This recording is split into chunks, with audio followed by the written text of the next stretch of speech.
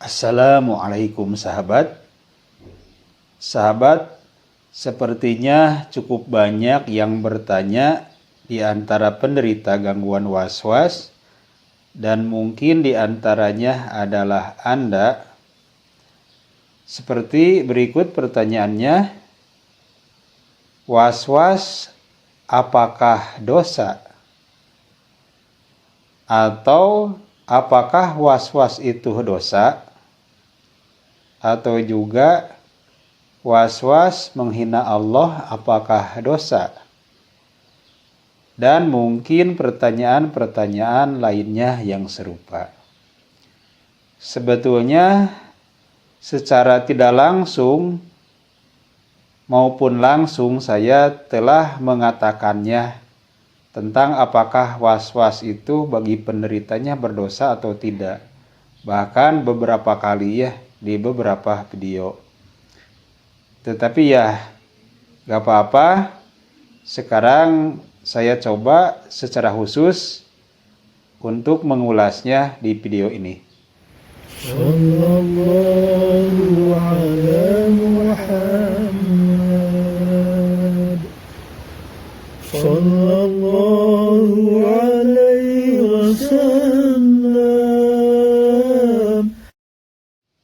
Sahabat, yang saya ketahui baik dari Al-Quran, dari hadis, dan dari perkataan ulama yang mengetahui atau paham tentang gangguan was-was kohri ini, yakni was-was yang bagi penderitanya tidak ada keinginan, ada perlawanan, ada ketidaksetujuan terhadap bisikan-bisikan atau was-wasnya, maka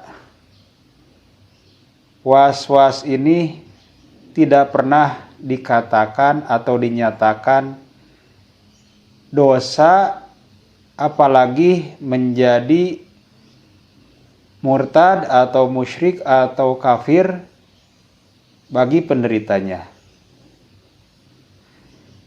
Yang ada bahkan kabar dari baginda Shallallahu alaihi wasallam yang disampaikan oleh ulama bahwa adanya gangguan was-was ini merupakan tanda jelasnya iman bagi sebagian orang yang beriman. Berarti kabar gembira dari baginda Nabi, yang hakikatnya kabar gembira dari Allah. Seperti itu. Nah, namun meskipun begitu, karena mudorotnya tentu saja atau bahayanya itu besar, meskipun was-was ini sebetulnya lemah ya, bisikan setan yang jahat ini lemah, maka harus segera disembuhkan. Seperti itu. Jadi was-was ini bagi penderitanya kan dirasakan minimal takut, ya takut dosa. Bahkan mungkin ada yang sampai merasakan ya sudah berdosa, dan banyak yang merasakan seperti itu. Jadi takut dosa atau merasa sudah berdosa, menjadi murtad, menjadi musyrik atau kafir, dan sebagainya. Nah, perasaan-perasaan seperti itu, itulah yang diinginkan oleh setan dengan was-wasnya. Jadi was-was ini adalah salah satu di antara tipu dayanya untuk membahayakan bahkan menyesatkan manusia, khususnya manusia yang beriman.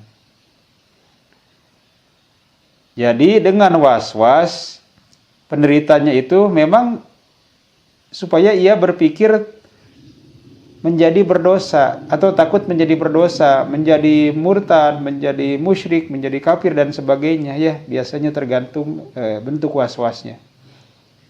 Nah, sehingga jika seorang penderita gangguan was-was berpikir seperti itu, kemudian ia menjadi stres terus-menerus, kemudian capek atau lelah berkepanjangan, Hingga pada akhirnya karena capek, karena stres yang berat, yang begitu begitu mengganggu gitu. Sehingga ibadah-ibadah pun ditinggalkan. Termasuk ibadah-ibadah yang difardukan, yang diwajibkan. Nah, bahkan yang lebih bahaya pada akhirnya banyak yang seolah putus asa dari rahmat Allah. Kenapa? Karena pada akhirnya ia berpikir untuk mengakhiri hidupnya, untuk melakukan bunuh diri. Na'udzubillah min dzalik. Jadi meskipun was-was ini lemah, hanya bisikan-bisikan saja yang begitu saja dari setan, dan meskipun seperti tadi memang kabar gembira sebagai jelasnya keimanan bagi seseorang, maka jika tidak segera dihentikan, jika tidak segera disembuhkan dengan ikhtiar yang tentu saja memerlukan ikhtiar dari diri penderitanya sendiri, meskipun hakikatnya Allah yang menyembuhkan, maka ia jika berterusan ada pada diri penderitanya bisa membahayakan diri, membahayakan juga keimanan. Nah, bagaimana sahabat? Anda paham? Baik, jika sudah paham, segeralah hentikan was-wasnya, tipu daya setan tersebut.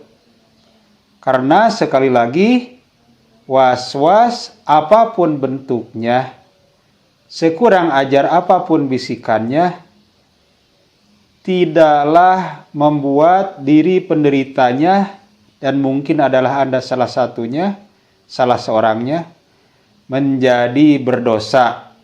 Apalagi menjadi seorang yang murtad, seorang yang musyrik, atau seorang yang kafir. Itu hanya tipu daya saja dari setan. Ya, baik. Semoga bermanfaat. Wassalamualaikum warahmatullahi wabarakatuh.